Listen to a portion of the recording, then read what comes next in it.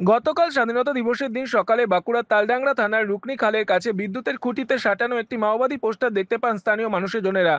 পোস্টারে মাওবাদী নেতা কিষেনজি ও শ্রীধর মৃত্যুর বদলার হুমকি দেওয়া হয়। পরে পাশাপাশি মাননেতা প্রশান্ত বোস ও বিকাশের মুক্তির দাবিও জানানো হয়। এর পাশাপাশি আদিবাসীদের পাট্টা দেওয়া এবং 16ই আগস্ট বাংলা বন্ধের ডাক দেওয়া হয় পোস্টারে। 16ই আগস্ট বাংলা বন্ধ না মানলে মৃত্যুদণ্ডের হুঁশিয়ারিও দেওয়া হয়েছে পোস্টারগুলিতে। গতকাল এই পোস্টারের উদ্ধারের 24 ঘন্টা কাটতে না কাটতে আজ তালডাংরা থানারই পাঁচমুড়া কলেজে ফের এলাকাতে একই হাতের লেখায় এবং বয়ানের ওপর একটি পোস্টার বিদ্যুতের খুঁটিতে সাঁটানো অবস্থায় দেখতে পান স্থানীয়রা।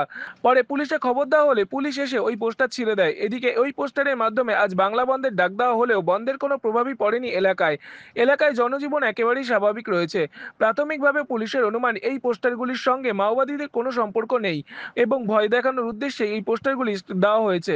পুলিশের একাংশের দাবি, স্থানীয় কেউ বা কারা এলাকায় বিভ্রান্তি ছড়াতে এই পোস্টার দিয়েছে, তবে পুলিশ তদন্ত শুরু করেছে। দেখলাম এখানে হয়লা হচ্ছে একটা পোস্টার দিয়েছে মামাজির ব্যাপার। আমি দেখতে গেলাম, দোকান খুলে দেখলাম এই ব্যাপার। তারপর ধরুন লেখা আছে কি লেখাটা পোস্টার লেখা আছে আর কি বুঝতে পারলাম না। দেখলাম নিচে লেখা আছে CPI মামাবাদী লেখা আছে। ওই সাদা কাগজে লাল লাল দাগ দিয়ে। বাঁকুড়া থেকে নিজস্ব প্রতিনিধি রিপোর্ট, NM নিউজ। আরও খবরের আপডেট পেতে সাবস্ক্রাইব করুন আমাদের ইউটিউব চ্যানেলটি আর বেল আইকনে ক্লিক করুন নোটিফিকেশনস পেতে।